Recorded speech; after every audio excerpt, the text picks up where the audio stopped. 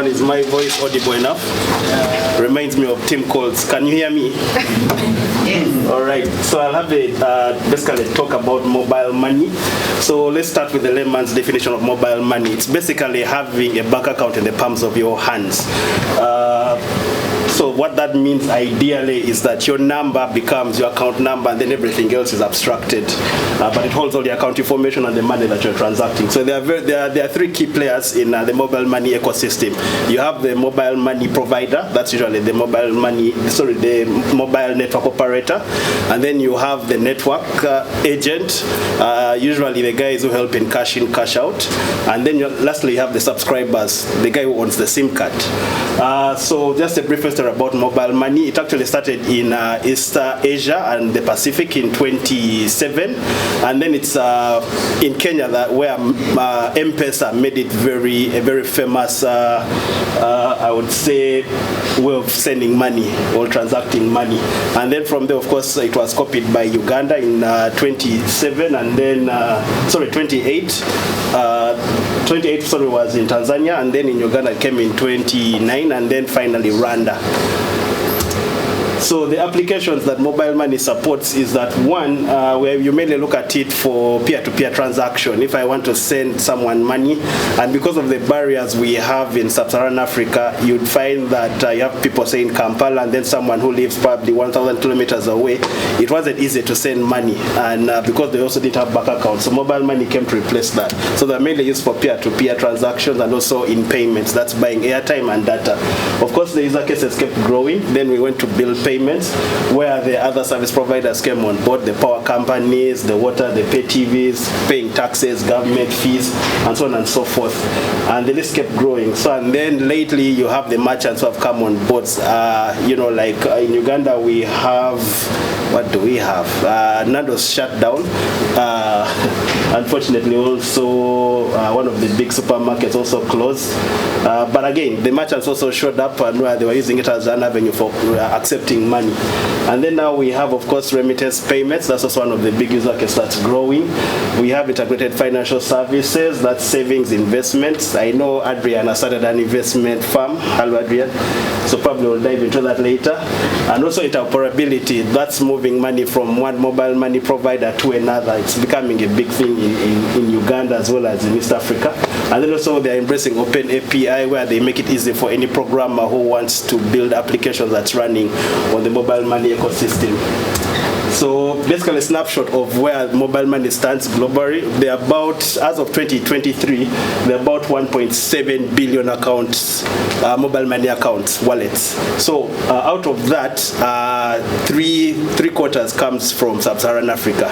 So that's mainly the East African part of it. So it shows you how big the potential is. And of that, as of 2023, there was a transaction value of worth 1.4 trillion US dollars. To give you simple context, every 1 minute or every 60 seconds, 2.7 million US dollars was being transacted. And then, of course, we look at the number of agents that were active. That is 8.3 million agents. These were responsible for cashing in about 301 million US dollars as well. And then remittance, being the thing that has been growing a lot, was attributed to 29 billion of that money. And then the merchant payments, as we spoke earlier, it was about 74 billion. Again, this is just an overlook of the kind of transactions that they are handling and the kind of opportunities that they are. So you look at, again, the overview, and then you look at the value snapshot, and in terms of the categories of the cash in, cash out, what the money is actually doing. So again, this is just a breakdown of what we discussed earlier in terms of where mobile money is. But the key things to note, of course, remittance is becoming a very big thing. Interoperability is also driving the industry. We have a lot of bank to mobile, mobile to bank transactions that are happening. And also it's also being used as one of the driving factors to deliver one of the UN SDG goals. One of them is to reduce the cost of remittance in Africa. You'll find that previously it would cost between 10 to 15% of the the transaction of money coming in, but with mobile money it has reduced to 3.73. So it will get lower and lower if we incorporate something like the interledger. So this is breaking it down also on a regional basis as well. Globally, we have 310 service providers, but half of them just operate in Sub-Saharan Africa alone. So that goes to show you the magnitude. This is again breaking it down further. So the factors that have led to the success of mobile money, the first one, of course, the difficulty in opening up a bank account. I think everyone here has a bank account, but unfortunately in my country, we are a population of 50 million. Of course, looking at the adults, about 45 million. But the stats say that 10 million people have bank accounts, which I disagree with. I think there are 5 million that actually have bank accounts. So the question is often asked, what will the balance do? Does that mean they don't have access to financial services? And also, when you do get a bank account, it's quite difficult to also access things like credit and other services on top of that. So this alone has made it easy because out of the 50 million, 45 million have access to phones. So with that, it's much easier to have the account with you in your hands. Then of course, USSD is still king in Africa. We do not have internet penetration. It's not the best. I think it's at about 23-24% in Uganda and generally Sub-Saharan Africa. But when you look at USSD, everyone can access it on their phone, whether you have a smartphone, a featured phone, or any basic user phone. And then there are some regulations that also came into play that also helped mobile money take off, like removing airtime scratch cards. Though surprisingly, they're in some developed countries. It was a shocker for me, but we do not have those in East Africa generally. And also the growth of the network of agents. Mobile money thrives off the agent network. So in Uganda and in East Africa, it's abundant. And you also find that banks are now tapping into the same agency just to leverage the cost, all share the cost. And then you have the mobile phone penetration in Africa. It's the highest compared to anywhere else in the world. And then also the pandemics do help. COVID came and also it took the usage to a different level as well. We hope there's no other pandemic, but it has taught people how to use mobile money, fortunately. So yeah, we can't go without talking about the government and the regulations. So the new regulations in Uganda, in Africa in general, is that previously it was one company that was offering GSM services and mobile money. However, because of the kind of volumes they were handling, because they were doing better than all the banks combined.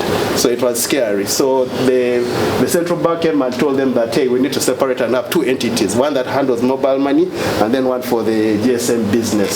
And that's the regulation that has gone on, and every country is now copying and pasting and using the same playbook.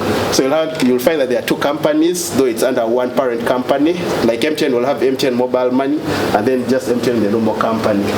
So that's what's currently happening. And then with that, of course, came the introduction of licenses as well. They added more licenses on top of that. So the basics, of course, are the payment licenses, depending on what kind of business you want to do. There is one that issues digital currency, one that enables you become a mobile money service provider. There are so many, so you'll have to get the respective licenses as well. There was also bank partnership is still very vital because the bank holds the escrow for this money. In any case, whatever digital money that's given, there has to be an equivalent with the bank. So there's liquidity in everything. Then the introduction of taxes as well. They introduced a 0.5% tax on every transaction that you make in Uganda, Kenya, and I'm sure every country also is borrowing that. Even Tanzania approached that. Then again, depending on also the kind of application or business you want to run on top of mobile money, you still need the applicable authority, licenses, all compliance. Like if you want to do remittance, you have to get a remittance license to do that. So again, there are further licenses within that. So can mobile money go any further than what I explained? And I would like to think so. Yes, it can. And the new trends that we're going to see, some I've already seen happening. You'll find that with mobile money, remember you have one SIM card, so that means one bank account. However, with the way things are going, you'll be able to have now more than one account on one SIM card, all on one number. So you'll be able to have multiple accounts just with one SIM card. And then also the customer is going to become untethered. One will have have to look at how they access mobile money. So you'll have to look at the different digital channels that are supported. WhatsApp has become very famous, Twitter, X, and all the other different channels. So you'll find that they'll be easier. It will be possible for them to initiate conversations or initiate, trigger their accounts through these different channels. So they won't actually need to have a number as time goes on. And also, they won't need to belong to any network as well.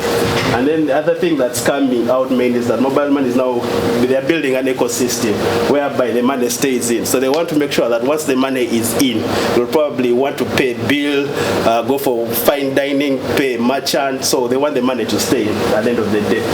Interoperability is also becoming a very big thing in terms of internationally wise. So you have support for MasterCard, Visa. This is where the Interledger protocol will also sit as well when everything goes well. And also the cryptocurrencies as well will be on this layer as well. And then you'll have the capabilities of multi-currency payments. Usually, like when you're in Uganda, the mobile money is in UGX. You can only pay for UGX. But I believe with time, you'll be able to pay for any good old service on the currency that you want. And then we have also integrated services. That's not going away. You'll find that now you have partners who are coming and embedding services. Like if you're buying airtime, it gives you some element of insurance for a day.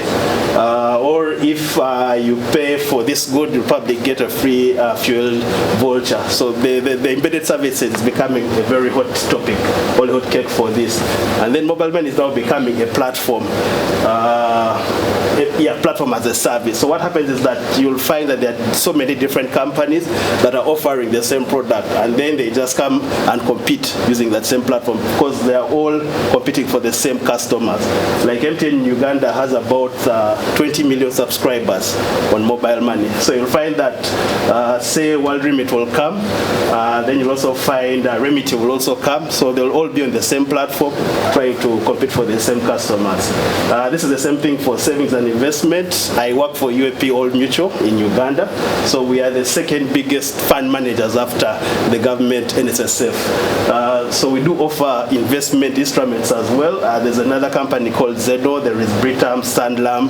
So you'll find that all of us are housed there to compete, to give the customer the best, to give them the best service. Then you have DeFi. This is of course borrowed from the blockchain guys, but the idea is also them coming on board and offering as many decentralized services as possible. And then you have liquidity and trading. Mobile money, like any other business, I usually call it the boogeyman problem. You need to have an escrow account here or a float account here and there and there. So managing this is usually a headache. So there are some businesses that specialize and know how to deal with this. So the opportunity is also there for that. And of course, the last one is customer retention and loyalty. How do we maintain our customers? How do we grow with our customers? I think it's a pain point for all businesses regardless. But that's where the conversation is going. So I wanted also to end with the user case. In Uganda, this is currently what's happening.